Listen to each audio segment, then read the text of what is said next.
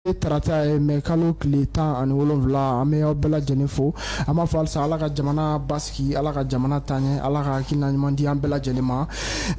sujet ba caman b'an bolo bi an ka walawala kɔnɔna la walawala mun bɛ yen n'an bɛ te k'o kɛ aw ye olu kɔnɔna la bi an bɛna an da don sujet ba belebele saba la o sujet fɔlɔfɔlɔ minɛliw dɔw kɛra dɔgɔkun tɛmɛlen na ka se bi yɛrɛ fɛnɛ ma fɛn min ye an ka jamana miliyari caman kun dira 1000 et quelques milliards mun dira ko k'a don surasiw ka minɛnw na minɛliw daminɛra donc minɛli minnu daminɛra an bɛna ka na kuma olu kan o fɛnɛ kɔfɛ tuguni an ka ministre mun ɲɛsinnen don an ka lakana koɲɛw ma ni o ye ministre de la défense ye ale ye tɛmɛli fɛnɛ kɛ ka passer malikura ta sira kan ka se ka ɲɛfɔli caman kɛ an bɛna ka na dɔɔni ɲɛfɔ la o fɛnɛ kɔfɛ fɛnɛ maa minnu kun bɛ fɛ ka fanga jaso fɛnɛ kɛ ni o fanga jaso in ni a ma ɲɛ u bolo an bɛna ka na kuma o fɛnɛ kan a ye video in partager information sur ani information yɛrɛ bɛ yan a listu yɛrɛ fɛnɛ b'an bolo yan an b'an da don a bɛɛ la kelen ni Ala sɔnna a ka se ka faamali caman sɔrɔ a la donc an b'a ɲini lajɛlikɛlaw fɛ halisa u ka video in k'a partager mɔgɔ bɛ k'an lajɛ a ye video a y'a partager kosɛbɛ an ka maa welelen an ye mun bisimila an ka plateau kan yan ale tɛ maa dogolen ni plateau in yɛrɛ sanfɛ yan an bɛna kuma d'a ma folikan m'a bolo a ka se k'o di maliyɛn denw ma jamana kɔnɔ fo ka taa se jamana yɛrɛ fɛnɛ kɛnɛmala ma i ni ɲakuma Seru Umaru Kati n b'i fo ka an filɛbaga bɛɛ lajɛlen fo minnu bɛ Mali kɔnɔ ani minnu bɛ Mali kɔkan ka dugawu don kɛ sigi min n'an bɛna kɛ Ala ka bɛn sababa ma amina an ka jamana Ala ka basigi amin Ala ka jamana ɲɛta sabati amin Ala ka jamana lakana amin Ala ka jamana jugu bi amin jamana kanubaw Ala k'u sankɔrɔta jamana dɛmɛbaw Ala k'u kɔrɔta amin amin an ka sɔrɔdasi minnu bɛ yen ni an jigi olu ye n'olu de bɛ ka kɛlɛ kɛ ka jamana bɔ bolo la an bɛ dugawu kɛ Mali armée minnu tora Ala ka hinɛw la minnu jɛgunnen bɛ Ala ka lafiya d'u ma Ala ka hakili ɲuman ani limaniya di an n'u ka denbayaw ma Ala k'an yɛrɛ kɛ tasibaga ye ka ɲɛsin u kow ma ani ka ɲɛsin jamana bɛ kisa min kan Ala k'an bɛɛ sababa ma Ala ka dugawu minɛ an b'i fo Seru Umaru Tarawele i ye nali min kɛ an ka plateau kan ka se ka na walawalali kɛ an y'a mɛn bi ko minɛliw kɛra fɛn min ye i bɛ ka wagati wari muguba mun votera o wari muguba ko k'a don an ka surasiw ka kɛlɛkɛminɛnw na bawo sa an ka surasiw ka se galabu ka se ka jɔ terrain kan parce que ni maa mun ye kɛlɛ fɔ i ye minɛn fɔ kɛlɛ tɛ taa minɛn kɔ o miliyari ba mun taara o taara k'o fusugu ɲɛma ye a la ko minɛliw kɛra yalima i tɛ dɔ ɲɛfɔ an ɲɛna nin ko in na wa Kati an bɛ Ala fo ka Ala barikada kuma ni bɛ a fɔ jamana ko in na an bɛ Ala barikali de fɔ pourquoi parce que Ala de ye chance d'an ma k'an garisɛgɛ ka bi yira an na ka mɔgɔw d'an ma mɔgɔ minnu ni olu bɛ se ka na tɔɔrɔ min ye Mali sɔrɔ san 50 san 60 fo ka se san 100 tɛmɛnenw ma tɔɔrɔ ninnu bɛ se ka furakɛ ka ban cogo min na minɛli minnu kɛra ni chef d'état major kɔrɔ dɔw b'a la minnu yɛrɛ ye ministre de la défense ya k'an ka jamana kɔnɔ hali n'a kuntala ma janya ministre de la sécurité ya k'an ka jamana kɔnɔ hali n'a kuntala ma janya mɔgɔw don mɔgɔ minnu ni sɔrɔdasi ɲɛmɔgɔw don minnu ni jamana dar'u la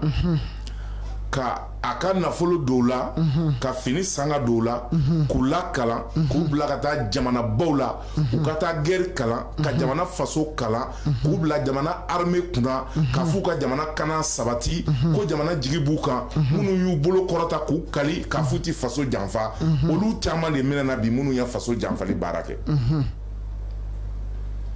u ye faso janfa ni mun ye loi de programmation militaire a taara Ibrahim Boubacar Keita tile de la Ala k'a hinɛ IBK nana ye a bɛ fanga ta wagati min na 2013 cogoya tɛ armée bolo minɛndanya banna renseignement danya banna sɔrɔdasi nombre man ca ani fɛn wɛrɛ minnu bɛ yen n'olu armée mago bolo la n'o ye sow ni kanw ye IBK nana ye nin bɛɛ de manque bɛ armée la donc an ka hakilina ta hakilina min ni a bɛ kɛ loi yɛrɛ de ye k'a diyagoya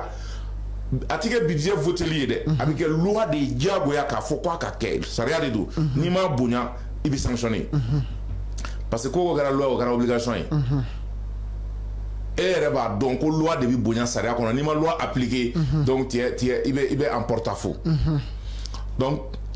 wari bɔli ka don armée la o nana kɛ loi ye donc loi in n'i y'a ta k'a lajɛ a votera députéw fɛ parce que a nana yira wasadenw na pour que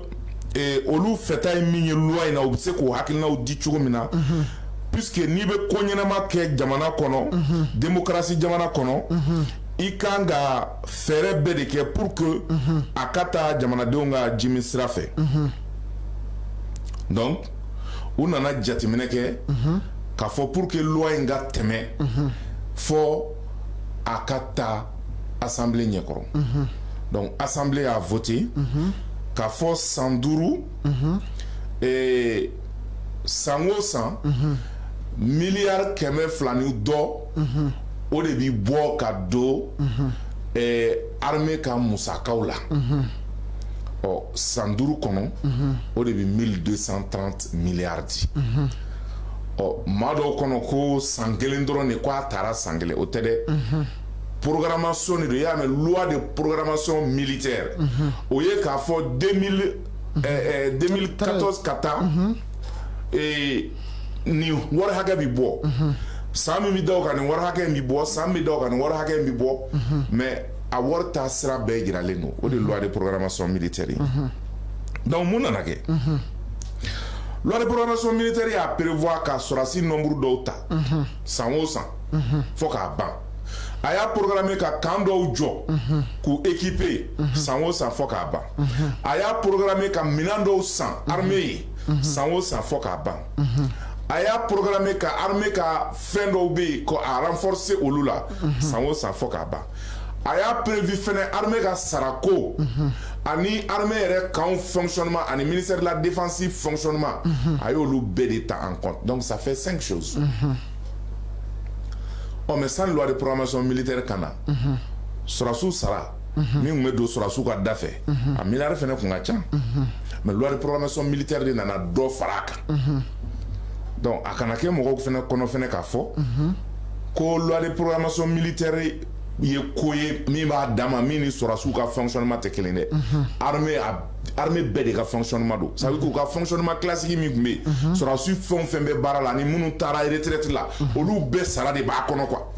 pension ninnu bɛɛ b'a kɔnɔ i y'a faamuya ani kura minnu kan ka ta u ka formation ani u mago bɛ équipement min na ani armement minnu na donc nin bɛɛ de bɛ loi de programmation militaire kɔnɔ donc loi min taara san o san n bɔra k'a f'i ɲɛna sisan 230 et quelques milliards o de bi bɔ san o san pour que ka baara kɛ n'a ye nin secteur ninnu na sous secteur ninnu na maintenant mun nana kɛ minnu bilara armée kunna n'o ye armée ɲɛmɔgɔ ye ɔ olu de nana sisan ka don janfa la jamana kɔ kan n bɛ fɛn dɔ f'i ɲɛna armée ka contrat ninnu n'o y'a ka achat ni fɛnw ye jamana de bi nafolo ɲini ministre de la défense de bi nafolo ɲini mais a bɛna nafolo di chef d'état-major de ma olu de bi contrat kɛ u mago bɛ fɛn minnu na a ka ca la olu de bi commande passer armée mago bɛ kisɛ la armée mago bɛ munition na armée mago bɛ fɛn caman na u b'olu de passer maintenant mun nana kɛ minnu bilara a ko kunna ni jamana ye danaya da u kan n'u olu ye officier baw ye olu de nana commencer sisan ni marifa kisɛ kelen ye dɔrɔmɛ 30 ye u b'a facturer dɔrɔmɛ 300 Allahu akbar u t'a négocier fɔlɔ o ye kelen ye ka taa négocier parce que ni jura k'i ma ko ni fɛn sɔngɔ ye nin ye i b'a tɛrɛmɛ de a ti tɛrɛmɛ o ye kelen ye mais a sɔngɔ yɛrɛ ye min ye ni jura y'o fɔ u bɛ tila ka a multiplier par 10 o de kama i b'a ye fɛn dɔw kelen tɛ tɛmɛ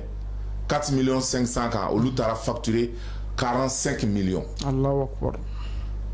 Fɛn dɔw tɛ tɛmɛ 45 millions kan olu taara facturer 450 millions de francs CFA. Allahu Akbar. Donc au montant où il y a les 2 milliards, 3 milliards, 5 milliards, 10 milliards, qu'aucun contrat où il y a un contrat où il voie normale fait parce que l'armée a mené sans fenêtre, c'est qu'à sous-blon, c'est qu'à d'ailleurs, il va falloir qu'il y ait un menace sans sous la choum, il va falloir qu'il y ait un dominer, il va bolo sans. Gundo de donc il y a un sous-blon d'ailleurs. Au sous-blon ma d'ailleurs, mais on a d'ailleurs, mon ni au bout où il est de roc à douma gré à gré. Donc ni gré à gré qui est entente directe de victimes au final bi famia parce que armée gundo de ni nana kana sugublo daile ka appel d'offre ke gniebe ka bo kalama gniebe bi ni ga armée gundo don hali minam seni munu ni ba san be bi na bo kalama parce que il est obligé ko bere ke appel d'offre kono donc pour éviter ça secret défensier restera yamara be armée bolo ka o entente directe nu ko marquer problème fɛn dɔw bɛ yen minnu bɛ se ka kɛ entente directe ye mais fɛn dɔw fana bɛ yen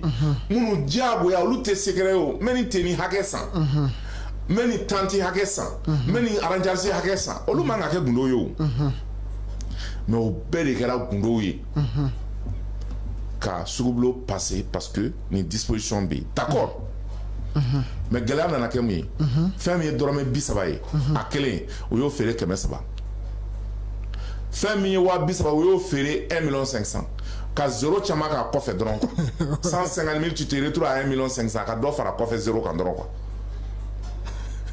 u y'u sigi dɔrɔn chiffre mana ni 5,000 sɛbɛnna dɔrɔn u bɛ zéro caman fara kɔfɛ i bɛ t'i yɛrɛ sɔrɔ 50 millions na ka zéro caya quoi na ala cɛ o wagati fɛnɛ armée bɛ ka bin sɔrɔsiw bɛ ka sa u bɛ ka to hali k'u suta ka na ka sutarali ko ɲuman d'u ma armée ka base kɔnɔna na ni kan kɔnɔ n'o tɛ ka kɛ n'u binna yɔrɔ min na o su bɛ don yen hali sutarali ko ɲuman u m'o sɔrɔ an ka sɔrɔsi dɔw sara o cogoya la ka sutura tɛ dan l'anonymat hali k'u don kɛsu kɔnɔ ka drapeau da u kunna ka tasi bila k'u ye ka buru fiyɛ u kunna u su ɲuman ka t'u da u wasalen ka t'u da o ma kɛ ils ont été enterrés en catimini parce que minɛn min tun kan ka d'u ma pour que ka kɛlɛ kɛ appui min tun kan ka na ka fara u bolominɛnw kan pour que ka kɛlɛ kɛ o tɛ yen avion coulé ninnu sɔrɔla o de senfɛ avion coulé ninnu sɔrɔla o senfɛ i y'a faamuya ɔ avion coulé ye a fan dɔ de ye mais mun de nana kɛ à la limite comme zéro sɛbɛnni u kɔfɛ o nana ja k'a fɔ n'i ye fɛn min san i bɛ zéro caya kɔfɛ o wari bɛ bɔ ni wari bɔra minnu ye a autorisé e n'olu bɛ wari tila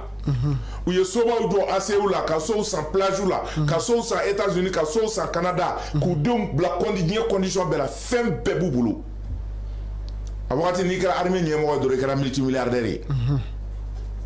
o m'u bɔ dɛ u nana kɛ ka contrat yɛrɛ dɔw kɛ ka a surfacturé tɛ dɛ ka zéro caman kɛ chiffre kɔfɛ k'o wari labɔ o tɛ dɛ minɛn yɛrɛ tina bilen fɔlɔ minɛn tun bɛna a surfacturé mais minɛn yɛrɛ tina bilen mais wari bɛ bɔ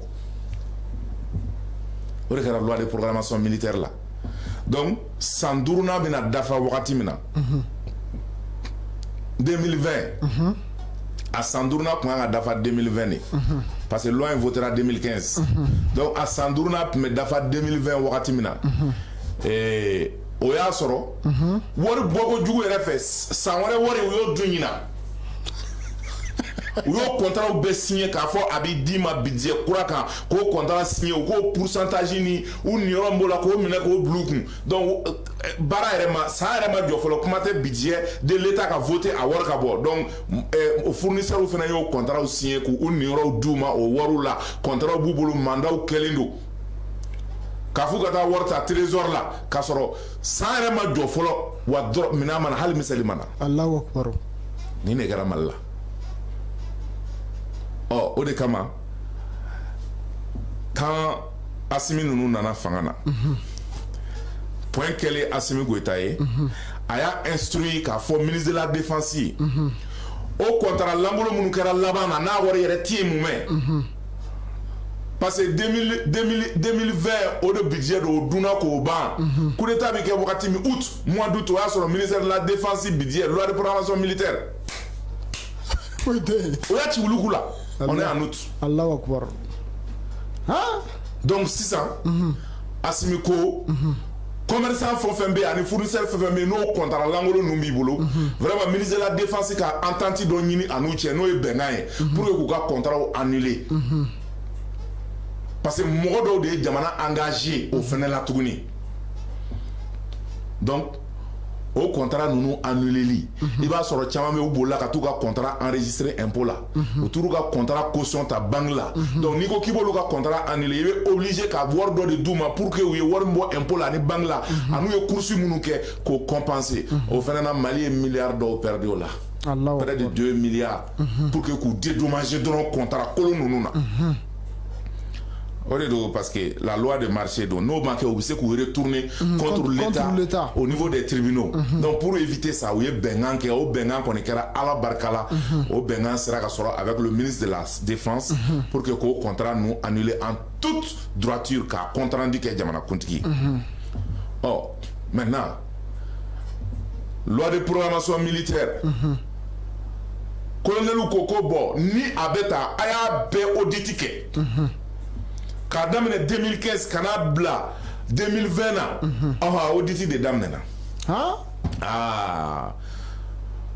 je t'assure Thiaba fali de yera sange koroye fali yera sange koroye todi non mina do be ou ya san loi de programmation warla ka PV langolo ke ka fo kwa livrer la ka sora ma livrer sora suma Allahu akbar kata mina bla magasin do kono ubolo tuguni kana contrat kura wala ke tuguni o mina ngele la o ma ka so ka fo ko mino livrer kono livrer tuguni mina ngele war boko fla livrer ko kele hal so su be ka sa ni de kerare mina kele même matériel même type même numéro de série au kele munu war bora des milliards ka fo nana a livrer la a dira so suma oh kakla ka contrat kura ke tuguni o l'année suivante o minengele clara tuguni kana livrer tuguni minengele livrer ko fla agara kabago amaka jine moria ye oh donc ni na nyona ko badew ne nana ye ko armée fene effectif ko sara fictif do fene meta ala ni Sadio Bargala ko sendaro ko Sadio de nana ko kana ko ka armée ko ka a numériser il y a famia ka biométrique est armée là parce que effectivement minga work make a bo ani mi mais réellement ma ba moura on a des différences de pneus luka sara bo dongo ti ma chitu do Allahu akbar numéro matricule fou war fou bi bo wa war bi di mo do de ma armée tout désorganisé de sorte que armée na sara bi ke war mu de do biti ka sara mene comptable de bolo ou be ka commandant de bolo eni sara be di bolo ni bolo garantie ta la o yurugu be ke o maintenant Sadio ko de ka ba be ka ta numéro de compte daile ka bangila ikana ka numéro de compte di DFM na donc il ka war be verser directement il ka sara verser directement il ka compte kono il va sur prime mi me bo mo do ye bulletin de salaire flabula bulletin do be u ka sara wari 400 000 mais terrain u sara wari 120 000 ou be wa mugani doni ou be wa bisaba ka soro wari be bu tola o ka tani wa bishiki Allahu akbar prime mi ganga duma kelela u ka dumuni wari munu kanga duma ani avantage munu kanga duma mo do be bureau kono dalemboka o de kama fɔlɔ ni tun kɛra jalatigi ba ye armée kɔnɔ dɔrɔn i kɛra waritigi ba ye ɔ Sadio de ko k'a ban armée ka sara désormais armée bɛɛ ka identifier ni nana i ka identification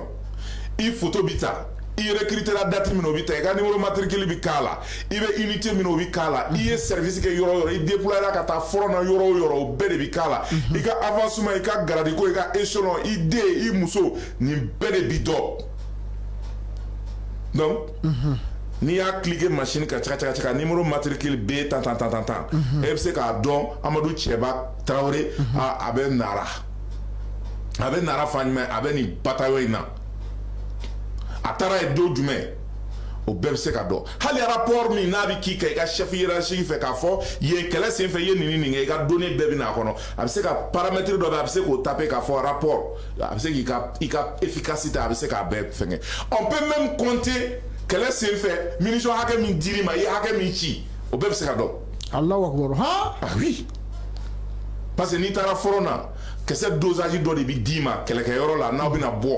ni i ye hakɛ min ci ani hakɛ min tora ni i bɛ n'o segin o décompte de bɛ kɛ pour savoir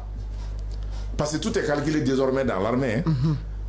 ka kisɛ cɛ ka di tɛ o kunfɛ o banna dɛ ka minɛn cɛ ka di tɛ o kunfɛ o banna arme min bɛ min bolo numéro min bɛ min na o bɛ bɛɛ dɔnnen don donc on sait par avance ni arme min ye nin kɛ ni nin ye nin kɛ ni nin ye nin kɛ nin ye nin ye nin ye nin ye nin b'i bolo arme min bɛ min ni min bolo o bɛɛ dɔnnen don donc on appelle ça la numérisation min ni Sadio y'o kɛ et tiens-toi bien tellement que armée Guinée bɛ nin yɔrɔ in na Union européenne tun ko parce que Union européenne kɛlen ka enquête kɛ ka bɔ a kalama k'a fɔ ko nin défaillance bɛ yen i bɛ ka tile la Union européenne nana ka na proposition kɛ k'a fɔ bon olu bɛ 8 milliards de di Mali ma pour que k'a kɛ u tun ye projet monté ka contrat signé ni Union européenne ye k'olu bɛna Mali armée ka biométrie kɛ ka bɔ armée renseignement bɛɛ kalama a gindo n'a position bɛɛ kalama Sadio nalen contrat in lajɛ a y'a kalan k'a lajɛ a ko mais nin bɛ se ka kɛ cogo jumɛn na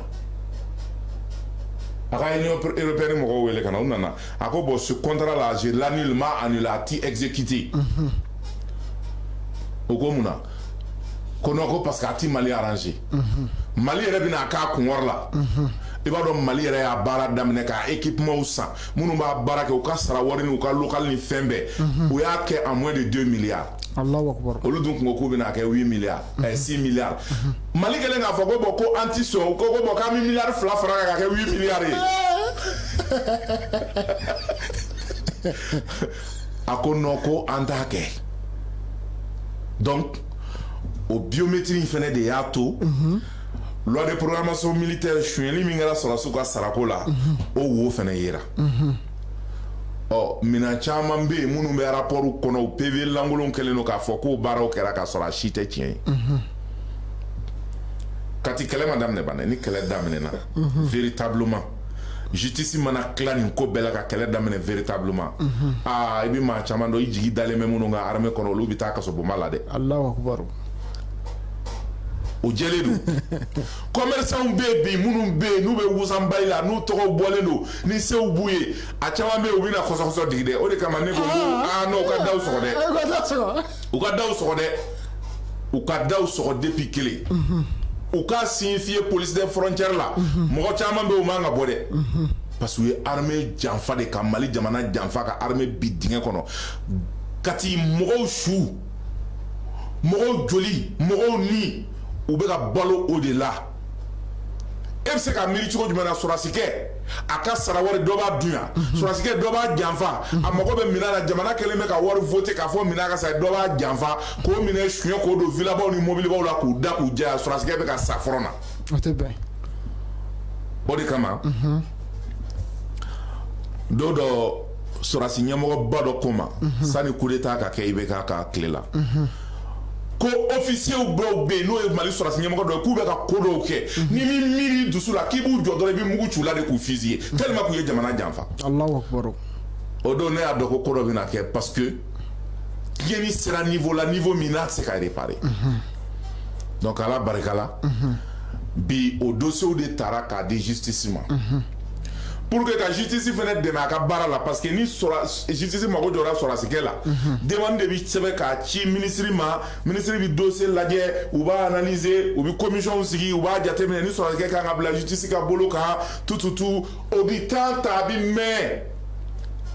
Sadio de ko ministre la justice ma naya a nana papier filɛ nin ye n'i autorisé n'i mago bɛ sɔrɔdasi fɛn o fɛn na k'o ye kojugu kɛ dans le cadre de la loi de programmation militaire a bɛɛ minɛ i kana ɲininka bilen. Ballon tɛ ne ka kan kɔnɔ dɛ taa bɛɛ minɛ i kana ne ɲininka ni min bɛ fɔlɔ la a tɔgɔ ci ma an yɛrɛ b'a fɔ gendarme ye o b'a minɛ ka na n'a ye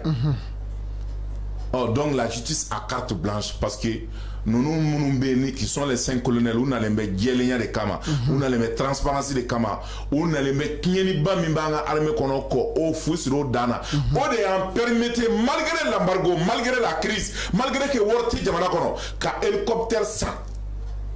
a caman ba di des hélicoptères de dernière génération kɔrɔlenw peinturés tɛ dɛ minnu bɛ bi Katini Bamakɔ cɛ olu ɲɔgɔnnaw tɛ dɛ c'est pas des hélicoptères sans équipement de visée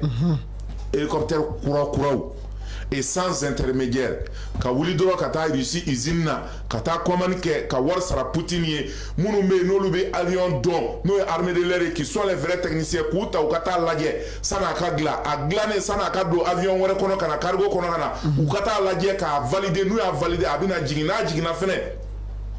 Mali tɛ PVD réception signé fiyewu fo an k'u monter n'u monter u ka taa combat kɛ ka kisɛ ci an ka sɔrɔ su k'a dɔn k'a fɔ ko non ni hélicoptère ninnu ka ɲi o tuma PV bi sɔrɔ ka valider k'a di Russie ma wari bi sɔrɔ ka sara. non olu ni blindé carton tɛ kelen ye. o tɛ kelen ye dɛ olu tɛ kelen ye parce que olu nalen don jamana jɔ kama bon minnu nana ka n'u enrichir e ye nin ye wa i y'a ye mɔgɔ dɔw bi jamana in kɔnɔ peine de mort justice kan ka peine de mort de kura olu kama. La peine de mort k'u condamné à perpétuité tɛ dɛ peine de mort a ma aboli fɔlɔ justice kan ka lawaleyali de daminɛ ninnu kan parce que n'u ye jamana janfa ka se degré min na ala kelen de b'a dɔn donc les arrestations vont continuer mais profiter ka kangari dɔ da parce que ɲɛ b'a zonba ninnu na armée kɔnɔ u ye mɔgɔ dɔw ta sɔrɔsiya la mɔgɔ dɔw jigi b'u kan armée la message min lancé o ye de k'a fɔ sɔrɔsikɛ jigi bɛ Mali dɔrɔn de kan na jigi tɛ mɔgɔ kan dɛ wa Mali tɛ mɔgɔ ye dɛ jamana y'a jamana yɛrɛ di donc le pays avant tout l'honneur et la dignité de la République avant tout jamana ko de bɛ lajɛ wa baara bɛ kɛ n'o ye et les arrestations courageuses vont se poursuivre pour mettre hors d'état de nuire mɔgɔ impliqué len bɛ nin na. d'accord o faamuyara halisa an b'a ɲini lajɛlikɛlaw fɛ u ka video ninnu partager a bɛ walawala kɔnɔna la a bɛ curve la en même temps a bɛ tila ka video partager Seydou Umaru ale b'an bolo yan walawala kɔnɔ révélation caman caman olu bɛ na kɛ ni ala yɛrɛ sɔnna i n'a fɔ an y'a fɔ a ye cogoya min na an y'a ye ministre de la défense e yɛrɛ tun bɛ kɛnɛ kan wari tɛ min na yen nɔ a ye kuma caman fɔ fɛn min ye lakanako ye minɛn minnu sanna a ko ko loba damadɔw kan ka na dɔw nana dɔw bɛ sira fɛnɛ la bon a ka kuma kolomaw la i bɛ se k'i da don point jumɛn na k'o ɲɛfɔ maliyɛndenw ɲɛna.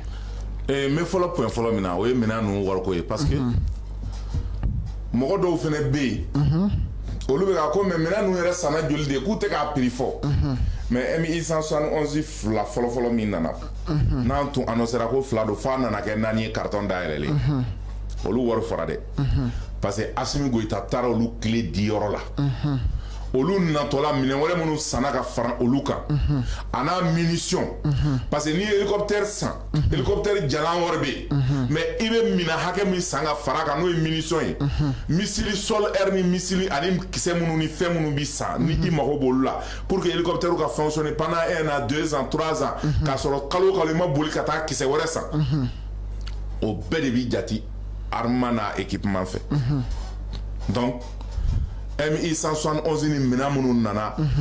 an y'a kibaruya mɛn k'a fɔ ça fait 32 milliards de francs CFA o fɔra Assimi Goïta yɛrɛ y'o kuma fɔ o fɔra Assimi Goïta fɛ base aérienne na don min a ye hélicoptère ninnu clé di ministre de la défense ma a k'a di chef d'état major ma o ma dogo dɛ n y'a dɔn o ma dogo dɛ. o ma dogo. ɔ mais lo minnu bɛ ka na sisan ni lo 1 nana ne tun bɛ yen lo 2 o fɛnɛ nana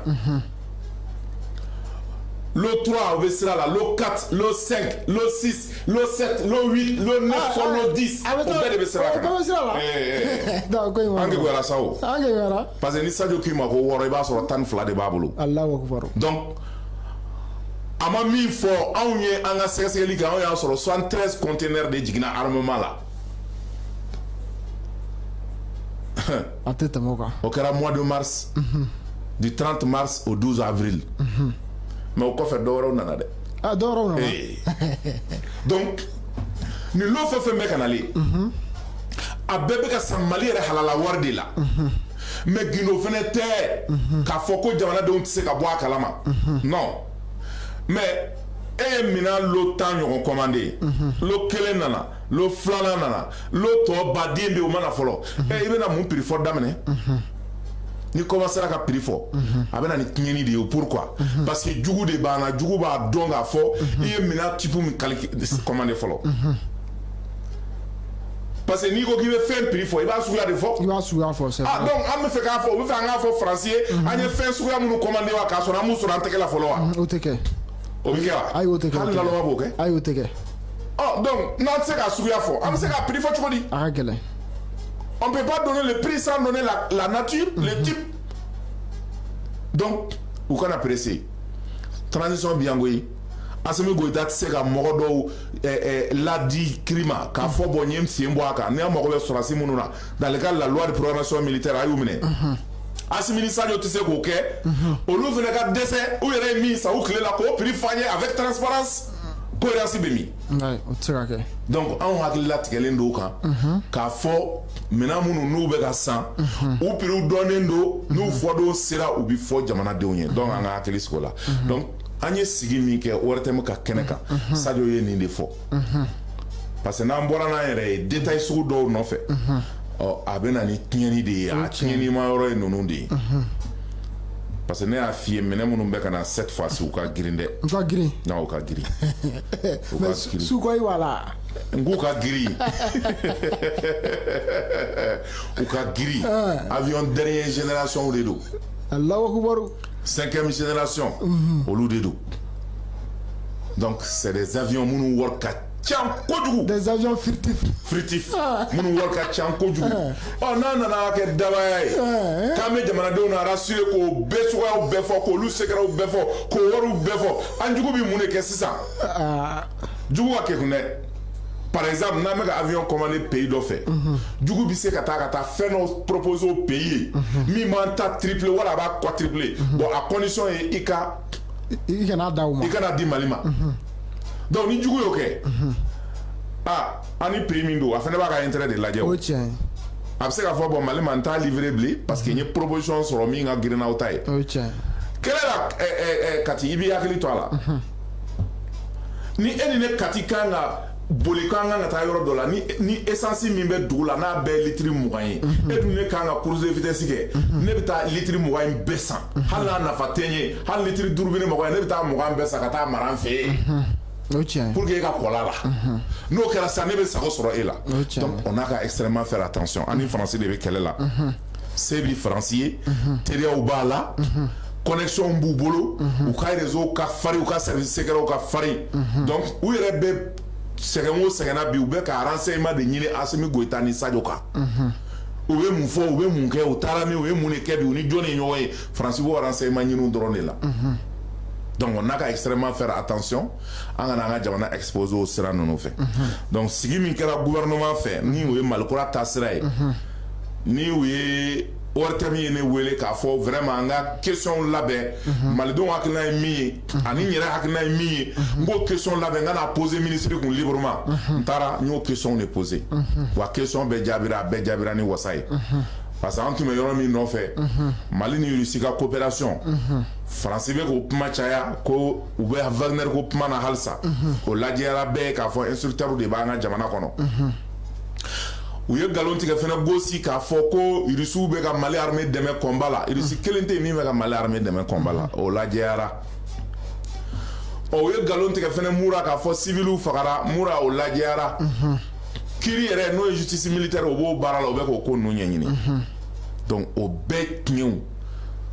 Sadio y'o fɔ an ɲɛna ka tila k'an hakili sigi k'a fɔ armement wɛrɛw bɛ nalen minnu ka jugu ni kɔrɔlen ye. Allahu Akbar. E ye différence ye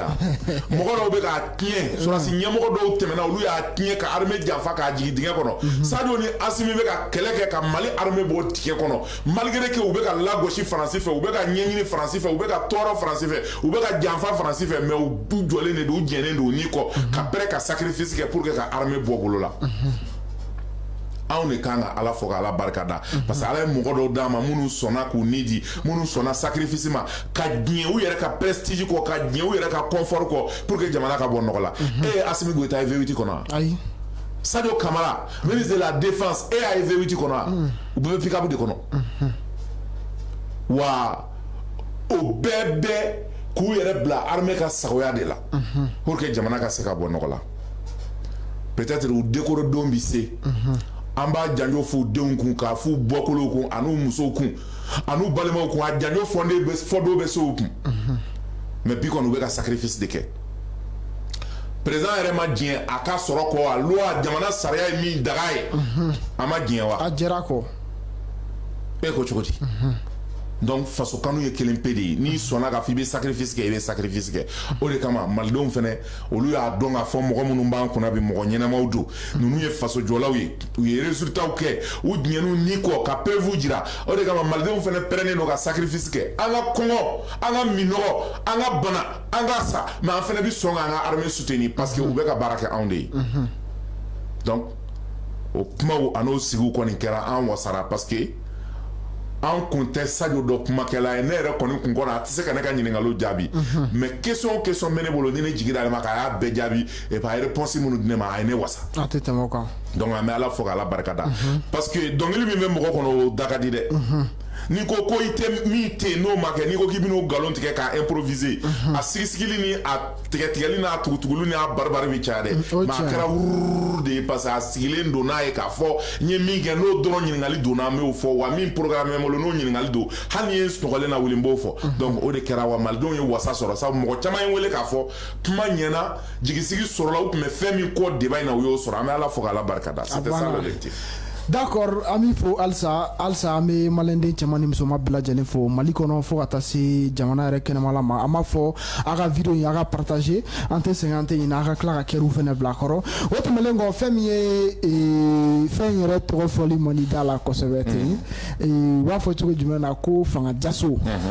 ko nin an bɛ ka nin mun kɛ bi nin colonel cɛ 5 ninnu bɛ ka nin mun kɛ bi ni o de ye ka faso k'a ka yɛrɛma hɔrɔnya ka a di a ma Baba Modibo Keita o ye mun kɛ ni ninnu bɛ ka n'u sen da o sen da nɔ la bi processus ni o ye an bɛ se k'an ka yɛrɛma hɔrɔnya sɔrɔ cogo di o baara min bɛ sen na ko o fɛnɛ man di dɔw ye ko nansara dɔw ye dɔw fɛnɛ sara sɔrɔdasi ɲɛmɔgɔ dɔw sara ko ka fangajaso kɛ ko tɛgɛ dara a ma dɔw kan lisi yɛrɛ fɛnɛ bɛ an bɛna tila ka lisi yɛrɛ fɔ ayi non mɔgɔ kana siran d'accord mais min fɔ o yɔrɔ la Ala bɛ Mali fɛ o Ala bɛ nin colonel cɛ 5 fɛ parce que u bɛ Mali ka baara la n'u ye Mali ka sira bila don o don Ala bɛ b'u kɔ kɔrɔ o ye tiɲɛ n'o tɛ janfa min b'i ka so kɔnɔna la n'a janfa tigɛli kama ni Ala barika tɛ ni barika tɛ ani Ala ka tanga tɛ i bɛ jigin janfa in dingɛ kɔnɔ o ye tiɲɛ mɔgɔ min bilal'u ɲɛ ka ko in kɛ ale bɛ CNT yɛrɛ de kɔnɔ Maliki Jaw fɛ a bɛ baara kɛ CNT la a taara CNT la CNT membre don Alahu akibaru minnu bɛ yen n'u bɛ sécurité militaire la minnu bɛ yen n'u bɛ renseignement la minnu bɛ yen n'u kan ka armée dɛmɛ ka armée bɔ dingɛ na olu yɛrɛ de damadɔ farala ɲɔgɔn kan ka don Faransi ka da fɛ Faransiw la nata k'a fɔ u ka fanga ndaraki n'u ye fanga ndaraki u bɛ fɛn min kɔ Faransi b'o k'u ye fangako fa dɔrɔn de don walahi fangako fa dɔrɔn de don parce que dɔw kun bolo k'a fɔ transition bɛna kɛ sababu ye olu k'u profiter quoi bon profiteli dun bɛ yɔrɔ o yɔrɔ Asimi Goïta ni Sadio ani Maliki Jaw u y'o da sɔgɔ profiteli tɛ yen baara de bɛ kɛ donc olu bolo sa ni jamana dir'olu ma wusanbayi min ni an bɔra kuma na loi de programmation militaire la jamana nafolo sonyɛli a dunko juguya n'a burujali fɛn tɛ bɔ a la parce que a bɛ fɔ secret défense don armée kunkanko don dɔw bɛ fɛ k'o paratigi de continuer parce que o de bɛ Faransi ka affaire kɛ o de kama Faransi ye mɔgɔ ɲini armée la qui sont des officiers félons jamana janfalaw officier minnu ni luxe ka d'u ye n'u ni ka d'u ye minnu tɛ front fɛ minnu n'u tɛ kɛlɛ fɛ minnu n'u jigi b'a kan k'a fɔ transition bɛna kɛ opportunité de olu ka kɛ fɛn ye u ka denw ka fɛn sɔrɔ u musow ka fɛn sɔrɔ k'a sɔrɔ u wɔsi ni sɛbɛ sira tɛ o y'olu de nɛgɛ mais u bɛ ɲinɛ min kɔ ni bokɛla ye fɛɛrɛ fɛn o fɛn tigɛ dimɔgɔ b'a ɲɛ b'i la dɛ donc Mali ka renseignements généraux olu de ye sɛgɛsɛgɛli kɛ ka bɔ ko in kalama k'u suit ka danganiya ni preuve sɔrɔ kan ka t'u bɛɛ sɛni minɛ u dalen u sigi la kan u bɛɛ minɛna mɔgɔ wɛrɛ minnu fana b'u kɔfɛ enquête bɛ sen na tɛgɛ bɛna da u bɛɛ lajɛlen kan donc minɛli wɛrɛw bɛ yen nin ko in na parce que ko in tɛ nin mɔgɔ 7 dama ye jɛkulu wɛrɛw bɛ yen minnu n'olu bɛ u ye yɔrɔli dɔw jouer olu fɛnɛ olu kan ka minɛ parce que politiquement ni ninnu tun y'u ka opération kɛ mɔgɔ dɔw fɛnɛ tun labɛnnen bɛ minnu bɛna bɔ ka transition lagosi ka fiɲɛ ɲini transition na k'o fɔ nkalon dɔw tun labɛnnen bɛ u bɛna nkalon min da Asimi ni Sadio ni colonel Malick Diaw ni Modibo Kone ni Wage ninnu na u tun bɛna k'u dalaminɛkala ye ka jamanadenw kunkolo yɛlɛma i b'a fɔ sɛmɛlɛ ni mɔgɔw kɛlen ka Modibo Keyita minɛ u ye mission bila ka taa Bafulabe ani Marikala ninnu na ka taa discours lankolon kɛ ka Modibo lagosi k'a tɔgɔ tiɲɛ cogo min na o fɛnɛ kun ɲɔgɔnna labɛnnen bɛ donc o campagne na ils ont un plan hali journaliste dɔw bɛ yen u tun pɛrɛnnen don k'a fɔ u bɛna tɛmɛ olu fɛ n'u ye ku kɛ olu bɛna ka na u majamu k'u tɔgɔ fɔ k'u sankɔrɔta k'u kɛ mɔgɔ ɲumanw ye parce que il faut le dire c'est important mɔgɔ min n'i bɛ coup d'état kɛ n'i dɔnnen tɛ i mago bɛ tout de suite journaliste ɲɛnɛma dɔ de la min b'i ko fɔ jama ye k'i ka bonya yira jama na k'i tɔgɔ duman fɔ pour que maliyɛnw k'u dɔn k'i dɔn u ka da i la un journaliste crédible ou des médias crédibles minnu b'i tɔgɔ duman fɔ o b'a to jamanadenw bɛ da i la u bɛ basigi hali armée yɛrɛ bɛ da i la ça c'est un plan de coup d'état donc minnu bɛ coup d'état k'u b'o bɛɛ kalama ni sema bɛɛ kun labɛnnen don donc c'est pour dire que ni enquête poursuivra mɔgɔ caman wɛrɛ bɛ yen minnu fɛnɛ n'olu bɛna minɛ mais n bɛ fɛ ka min f'i ye dɔrɔn Faransi ka objectif o ye ka Asimi Goïta ninnu bin ka bɔ fanga na parce que u ti Faransi ka affaire kɛ bɛɛ y'o dɔn ka ban mais a kana k'i kɔnɔ ko ni transition banna ko Faransi bɛ fara dɛ non Faransi bɛ kɛlɛ de la sa fɔ Faransi mɔgɔ dɔ de ka sigi Mali président la a kana Faransi ka affaire kɛ sinon don o don i bɛ se k'i sigi ni tentative de coup d'état ye don o don Mali armée k'a sigi ni coup d'état ye u k'u sigi ni coup d'état déjoué ye tant que fanga tɛ ka Faransi ka affaire kɛ Faransi ambassadeur gɛnnen don Faransi ka intérêt datugulen don Faransi ka influence bɛ ka bi Afrique Mali y'a sababu ye Asimi Goïta n'a ka éléments y'a sababu ye an ka sigi n'a ye k'a fɔ dɔ tentative wɛrɛ bi kɛ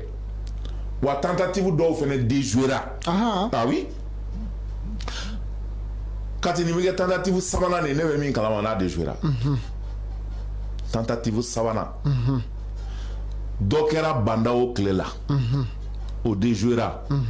n k'a fɔ naani yɛrɛ kɛ parce que tentative dɔ min kɛra ni présidence secrétaire général ni premier ministre kɔrɔ ni chroniqueur dɔw ani mɔgɔ minnu bɛ trésor la n'olu mɔgɔw minɛ n'o senfɛ o tun ye tentative dɔ ye ni justice y'a mɔgɔw bila ko parce que ko kiri instruction kɛcogo ma ɲɛ mais a ma fɔ k'u blanchira dɛ a fɔra ko dossier monté cogo ma ɲɛ enquête kun kan ka bɔ sira min fɛ a ma bɔ o sira fɛ donc vice de forme b'a la u bilar'o de kama mais k'a fɔ dans le fond k'u lajɛra u ma lajɛya dɛ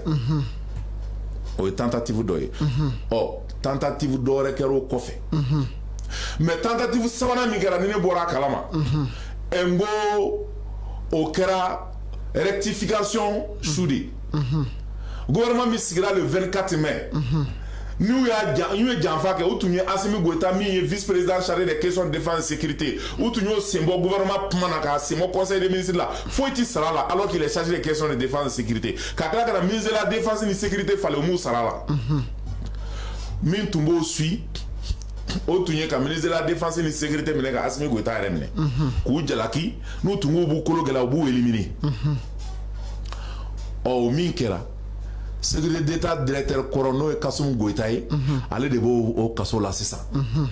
ka fara Kalilu Doumbia docteur Kalilu Doumbia qui était secrétaire général de la présidence ale fɛnɛ b'o gɔngɔn na les chefs d'état-major particulier du président olu ni officier dɔw minɛlen bɛ o ko la o ça aussi olu bɛ pour tentative de déstabilisation de la transition o tɛ sabanan ye ɔ naaninan an filɛ o de kuma na nin ye minnu fɛnɛ ni o mɔgɔ 7 ni tɛgɛ kɛra olu kan k'olu minɛ ɔ ni fɛn o fɛn kɛra nin bɛɛ ye Faransi ka mɔgɔw de minnu kɛra o ni premier ministre kɔrɔw b'a la u bɛ Faransi ka baara la u ye Faransi ka protéger parce que olu dalen bɛ Faransi bi Faransi bɛ k'olu lakana chroniqueur minnu b'a la olu bɛ ka Faransi ka kuma de fɔ bi mɔgɔ minnu minɛna k'u b'a wariko la olu bolila bi u bɔlen kaso la u bilalen minnu b'a la yɛrɛ n'olu y'a kunkolo ye n'olu b'a janfa waribɔw na réunion na dɔw bolila ka t'u da Faransi bi donc Faransi de bɛ o bɛɛ base la maintenant an ka segin n'a ye dɔrɔn k'a fɔ on doit rester vigilant ka kangari da fɛnɛ les 5 colonels Malidenw pɛrɛnnen don Mali 21 millions d'habitants an bɛɛ pɛrɛnnen don ka jan ni kɔ pour sauver les 5 colonels fɔ mɔgɔw k'o de dɔn maa si tɛ se ka na k'i bɛ ninnu bɔ yen k'i b'i sigi ko Malidenw b'i minɛ n'i y'o kɛ i bɛ fɛrɛ ka Maliden 21 millions d'habitants bɛɛ faga n'o tɛ an bɛ yɛlɛ kan k'i écraser donc k'o kangari da maintenant ka assurance di dɔrɔn Malidenw ma k'a fɔ Asimi Goïta janb'a yɛrɛ la Sadio janb'a yɛrɛ la Modibo Konɛ kɔni kɛrɛfɛ u bɛ renseignement kunna Malick Diaw janb'a yɛrɛ la Wage janb'a yɛrɛ la chef d'état-major janb'u yɛrɛ la an ka chef d'état-major général janb'a yɛrɛ la tous les différents chefs d'état-major bɛɛ janb'i yɛrɛ la parce que olu bɛɛ ye kɛlɛbolow de ye parce que la France est partout kati tɛ min dɔn la France est partout oui au Mali a bɛ fan bɛɛ Faransi bɛ an ka armée la a bɛ duguma a bɛ cɛmancɛ la a bɛ fɔ armée sanfɛ les hommes de rang les officiers les hauts gradés Faransi ka mɔgɔ bɛ nin bɛɛ la unité bɛɛ corps bɛɛ an ka administration Faransi ka mɔgɔ b'a la bo an ka finance Faransi ka mɔgɔ b'a la yɔrɔ kuma tɛ politique mɔgɔw kɔni ma donc soyons vigilants parce que Faransi mɛnna mɔgɔ min ye san 60 kɛ k'i coloniser ka san 60 kɛ k'i mara san 100 colonisation kɔfɛ a kana k'i kɔnɔ k'a fɔ ko san 1 san 2 ko e bɛ n'o gili tigɛ ka ban quoi i bɛ racine baw de tigɛ o de kama les objectifs prochains pour que Faransi daga bɔ an da la o kan ka kɛ Faransi ambassadeur gɛnɛ o ye chargé des affaires dɔ bila ka na min bɛ ambassadeur rôle jouer n y'a remarqué circulation na mɔgɔ dɔw fana y'a kuma fɔ n ye Mali officiels bɛ tɛmɛ o bɛ circulation tigɛ pour que Faransi chargé des affaires ka tɛmɛ a ma kɛ sonsoron taara sonsoron nana anw ye ambassadeur gɛn o jara maliyɛnw ye mais chargé des affaires nana o kɛra ambassadeur bis de ye n'a bɛ tɛmɛ sira de bɛ tigɛ a ka tɛmɛ Mali la yan ne de bɛ k'o f'i ye o bɛɛ la Faransi ko sentiment anti français k'anw b'o la mɔgɔw bɔra ka baara kɛ sa le 13 mai ka meeting ba kɛ boulevard la u gunnen don fɛ institut français la jɔn ye gabakurun kelen fili ye mɔgɔ si o ni ambassade de France cɛ bɛ tɛmɛ mètre 200 kan maa si ma t'o kama donc sentiment anti français tɛ mais ne bolo Faransi da bɛ fɛn o fɛn na Mali la olu datugu kumaw sera Faransi ka nin yɔrɔ bɛ société minnu na u ka datugu Faransi ambassade ka datugu ni minnu ko k'u bɛ visa ta k'u bɛ taa Faransi u ka taa visa ta Guinée parce que n'an m'o kɛ tant que ambassade de France b'an fɛ yan Faransi bɛ mɔgɔw maquiller ka na parce que chargé des affaires nin ye militaire de don o de fɔ k'a bɛ renseignement de la bon tant que conseil diplomatique ni fɛnw b'an fɛ yan minnu bɛ baara kɛ ambassade la an kɔnɔ k'u nalen don dɔwɛrɛw c'est des renseignements hein tant que coopéra français b'an fɛ yan tant que Faransi ka bolofɔlɔ b'an fɛ yan Barkhane tɔ b'an fɛ yan u ka mɔgɔw bɛ MINUSMA la u bɛɛ de b'u dogo sisan ka Mali janfa parce que n'i ye Faransi gɛn hali n'a ye français bɛɛ gɛn ani double nationalité ninnu k'u bɛɛ gɛn ka taa Faransi je t'assure Faransi bɛ Maliden jugu dɔw sɔrɔ u b'u profiter min fɛ ka continuer ka renseignement sɔrɔ ka Mali janfa donc Faransi kɛlɛli c'est une lutte de longue haleine mais a bɛ daminɛ de on commence par fermer Faransi ka intérêt bɛ yɔrɔ i ye Tchadiens ye olu wulila Faransi ka station ni fɛn ninnu u taara bɛɛ saccager institut français o ani Faransi ka ambassade u taara bɛɛ saccager Faransi kasa bɛ fɛn o fɛn u taara bɛɛ saccager bon Mali kan ka kɔn o de ma pour que mɔgɔw kana na don n'a nataw la u dusu ka n'u kɛɲɛ ka taa Faransi ka biens saccager u ka commencer ka Faransi gɛn a k'a ka biens ta kelen kelen ka bɔ Mali territoire kan donc o baara de kan ka kɛ MINUSMA ko min fɛnɛ bɛ ka na ale Asimi Goïta ye amendement sɛbɛn MINUSMA ye Mali ye kɛlɛ min kɛ diɲɛ jamanaw ye Faransi guerre d'Indochine jamanabaw n'u y'o ye Soudan ye Darfour Libéria Nigeria, Tchad, Mali, mɔgɔ bila ka taa nin bɛɛ la. Guinée, Sénégal, Côte d'Ivoire, Mali ye kɛlɛ kɛ nin bɛɛ ye ka nin bɛɛ dɛmɛ. O juru min ni Mali y'o don jamanaw la olu nana o juru sara de ye MINUSMA ye. Donc o MINUSMA Faransi de ye o fɛnɛ bɔsana k'i yɛrɛ bila o ko kuntigi ye.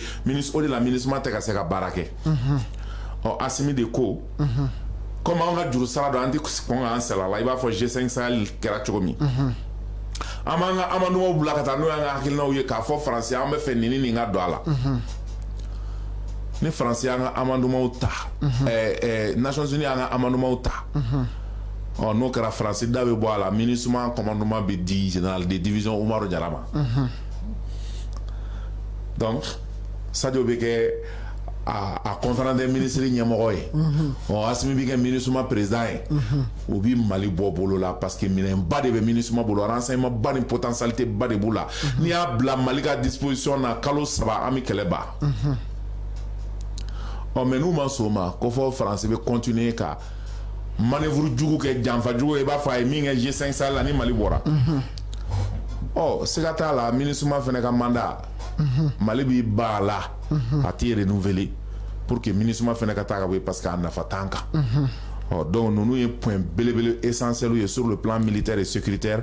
an kan ka minnu lawaleya pour que an ka se ka lafiya an k'an ka indépendance sɔrɔ ka bɔ France bolo. D'accord o ɲana halisa ka bɔ bi jɛmukan yɛrɛ kɔnɔna la kumakuncɛ kuma la i bɛ se ka mun fɔ. N bɛ min fɔ ne jɔrɔlen tɛ n hakili latigɛlen don je suis optimiste. Parce que ni tentative de coup d'état fɔra anw de bɛ siran. Mais Assimi min ni saya sira Sadio ni saya sira Colonel Diaw ni saya sira Molo Kone ni saya sira Ouagé yɛrɛ ni saya sira fo avion binna n'a ye a bɔra la olu tɛ siran saya ɲɛ dɛ n'u bɛ siran ɲɛ tuma u y'a bila u tɛ siran foyi ɲɛ wa u pɛrɛnnen don wa min diyara n ye o ye k'a fɔ don o don u bɛ ka dɔ fara u ka sécurité renforcée kan an y'o remarqué le 16 mai Assimi Goïta taara Gerbe des Fleurs da Modibo Keïta kaburu la an y'a ye sécurité renforcée o diyara maliyɛnw ye an bɛ mobiliser la défense ye a fana ka dɔ fara a ka sécurité kan siran tɛ précaution de don o de ka di anw ye o de bɛ anw jamanadenw hakili sigi n'anw y'a dɔn k'olu kɛlen bɛ ka sécurité bata n'u bɛ tɛmɛ u ka sira tigɛ u ka tɛmɛ pour leur sécurité an bɛ diɲɛ n'o ye an bɛ fɛrɛ k'an jɛngɛ k'an jɔ kɛrɛfɛ u ka tɛmɛ parce que u bɛ baara min na c'est historique. Ni Malick Diaw bɛ tɛmɛ a ka sira tigɛ ni Ouagé bɛ tɛmɛ a ka sira tigɛ ni Modibo Kone bɛ tɛmɛ a ka sira tigɛ sɔrɔsiw ka bulukɔw ka buluɲɔgɔn ka dɔ fara a kan k'a renforcer anw bɛ waso n'o de o de y'an ka fierté ye n'anw ye jamaba y'u kɔ sɔrɔsiw bɛ taa u bɛ segin o de ka di anw ye o de b'a to anw n'a y'anw da anw bɛ sunɔgɔ mais anw jigi olu ye n'anw b'a dɔn n'anw y'a ye anw tɛ sécurité dɔn dɛ mais n'anw y'a ye olu ka sécurité ka fɛgɛn an ja de bɛ tigɛ donc u ka dɔ fara u ka sécurité k'o ka renforcer. Malidenw bɛ k'u hakili sigi an ka ɲɔgɔn minɛ an ka kɛ Assimi a n'a jɛw fɛ an ka transition soutenue embargo min fɛnɛ n'a b'an kan an ka kun kalo 4 an ma sa an tɛ sa koyi fɛn caman kɔni tiɲɛna fɛn caman jɔra mais an jigi b'a kan k'a fɔ an bɛna bɔda ɲuman sɔrɔ parce que embargo ko fɛnɛ balannen tɛ délai ko la 12 mois ko tɛ 16 mois ko tɛ 18 mois ko tɛ 24 mois ko tɛ 3 ans ko tɛ 5 ans ko tɛ mun a bɛ diɲɛ ka mun di Faransi ma pour que an ka sɔn o dɔrɔn de don min bɛ fɔ officiellement ani min bɛ fɔ officieusement kelenw tɛ Faransi bɛ k'a fɔ de ko CEDEAO a y'a fɔ Mali ye u bɛ diɲɛ ka mun ni mun de di Faransi ma pour que an ka sɔn. Assimi ko put yɛrɛ t'an bolo k'a di Faransi ma a balangu de filɛ nin ye n'o tɛ il y a 20 conditions secrètes que la France veut imposer à Assimi Goïta n'a sɔnn'o ma bi u bɛ 5 ans d'a ma. I t'i da don olu dɔw la. O kuma bɛ na don dɔw. À 20 conditions secrètes sur le plan politique au bas là, sur le plan monétaire économique au bas là, sur le plan commercial au bas là, sur le plan militaire au bas là, sur le plan social et linguistique au bas là. À 20 conditions ni Assimi Goïta sonna ma o bɛ ka Tchad Mahamadu Idriss Déby itno tɛmɛ cogo min k'o sankɔrɔ ta u bɛna Assimi kɛ mais o ye jamana janfalen de ye Assimi ko kelen t'a la min bɛ Mali arranger o tuma kelen t'a la ale bɛ min ta gɛlɛya y'o de ye ni n ko n bɛna n da don a la an bɛ siya dɛ donc inshallah ni opportunité wɛrɛ nana n bɛn'o fɔ maliyɛnw ye ni Ala sɔnna mais Mali jɔlen don an kolo ka gɛlɛn don o don ni faransi ye kojugu dɔ kɛ o bɛ dɔ fara an ka détermination de kan don o don ni faransi ye janfa dɔ kɛ o bɛ dɔ fara a kan ka fɔ ja tiɲɛ bɛ Asimi Goïta ni Sadio de bolo donc o bɛ dɔ fara an ka détermination kan maintenant a kana kɛ faransi kɔnɔ k'a fɔ u bɛ ka pression min kɛ maliyɛnw kan u bɛ ka janfa ni dingɛ min seni ka maliyɛnw jigin a kɔnɔ k'o bɛna kɛ sababu ye ka ji jigin maliyɛnw ka t'o la o bɛ dɔ fara anw ka détermination kan an ka dusukolo ani an ka cɛsiri kan donc halisa ka maliyɛnw fo faamuya la k'a jira u la k'a fɔ an kan ka to jija kan jusqu'à l'objectif final objectif final ye faransi daga ka bɔ Mali da la ani farafinna da la an ka se k'an ka développement daminɛ ala k'o sabati. D'accord, merci beaucoup Serou Oumar Traoré an b'i fo dante foli min na ka filɛlikɛla ni lajɛlikɛlaw bɛɛ lajɛlen fo Mali kɔnɔ fo ka taa se Mali yɛrɛ fɛnɛ kɛnɛmala ma an b'a fɔ ko ala ye aw tulo ni ɲɛ garisɛgɛ kɛ nin de ye an tɛ sɛgɛn an tɛ ɲina an b'an ka sponsor baw fɛnɛ fo ni o ye TH Shura ale ni W7 ye an b'olu fo dante foli min na ka maliyɛn bɛɛ lajɛlen fo an b'a fɔ an ka karamɔgɔba fɛn fɛn bɛ yen minnu bɛ yen u tɛ sɛgɛn u tɛ ɲina u bɛ dugawu la jamana in ye su ani tile Asharafu Surafa Ɲoro fo ka taa se Seku yɛrɛ fɛnɛ an ka Seko ba fɛnɛ bɛ yen ni o Seko Lasana Kane an b'ale fɛnɛ fo dante foli min na ani maliden cɛman ni musoman bɛɛ lajɛlen Imam Mayi Watara an b'ale yɛrɛ fɛnɛ fo Imam Direct an b'a fo voilà parce que an ye depuis transition in daminɛra fo ka se bi ma a bɛ wajulu fɛn fɛn kɛ wajulu ninnu bɛ kɛ de ka se ka faso k'a dɛmɛ ka se ka hakili sigi k'a di maliyɛn denw fɛnɛ ma parce que fɛn dɔ fɛnɛ bɛ yen an b'a o faamu quoi fo mɔgɔw k'o faamuya a bɛ dɔw fɛnɛ kɔnɔ ko n'i ye journaliste ye ko kɔrɔ ye ko kunnafoni bɛɛ dili fɛnɛ dagalen don bon an tɛ baara dɔn journaliste ya la dɛ mais an bɛ dɔw hinɛ donna ne la quoi parce que ne kɔnɔ ko dɔw bɛ ko dɔn mais n y'u ka kuma lamɛn dɔrɔn n y'u maadeni minɛ o hinɛ donna n na quoi n y'u maadeni minɛ ka se niveau min na j'ai vu que u tɛ u bɛ duguma yɛrɛ de quoi walayi u bɛ duguma parce que e faso ni faransi bɛ kɛlɛ la faransi bɛ wele k'e ka i ka n'u ka baara kɛ e bɛ t'o ka baara kɛ i fa ni mɔgɔ min bɛ kɛlɛ la i fa ani mɔgɔ min bɛ kɛlɛ la o bɛ wele k'i ka n'a ka baara kɛ e b'i fa to yen ka t'o ka baara kɛ Mali ni faransi de bɛ kɛlɛ la hali lakalatɔ hali fatɔ ni lakalatɔ bolo bɛɛ b'a kalama e ye maliden ye e ko Mali identité b'i la ko a danbe b'i la e bɛ Mali to yen sisan ka Mali ni i fa ni dɔ to kɛlɛ la e bɛ t'o tigi dɛmɛ ko parce que e b'i ka baara la c'est regrettable c'est misérable kodɔnbaliya de don quoi mais an tɛ jigin u la quoi ala ni ala y'i kunnangoya y'i kunnangoya quoi a ma fataw k'u ye quoi mais nous espérons que ala bɛna hinɛ u la u bɛna tubi sɔrɔ voilà o de don mɔgɔw ka faamuya dɔrɔn jamana a mana kɛ situation fɛn fɛn la waati dɔw bɛ yen olu ye wagati kɛrɛnkɛrɛnnenw ye i mana kɛ kusi o kusi la i ye karamɔgɔ ye o i ye kunnafonidila ye o dɔw de bɛ k'u jeli di dɔw de bɛ ka marifa ta k'u jɔ bi an ni jugu ni ɲɔgɔn cɛ bon n'an b'o wagati la bɛɛ de kan ka faso dɛmɛ i mana kɛ kusi o kusi la o de la faso a tɛ bin donc an bɛ ala deli halisa ala ka hakilina ɲuman d'an bɛɛ lajɛlen ma an bɛ bɛɛ lajɛlen fo ala ka jamana in suma k'a fɔ mɔgɔw ɲɛna ko la situation est sous contrôle donc maa minnu ye nin baara in kɛ tɛgɛ dar'u bɛɛ kan wa an bɛ wagati min na sisan fɛnɛ c'est à dire la situation est totalement sous contrôle ni ala ka jɛ ye voilà hakɛto b'a kan wa salam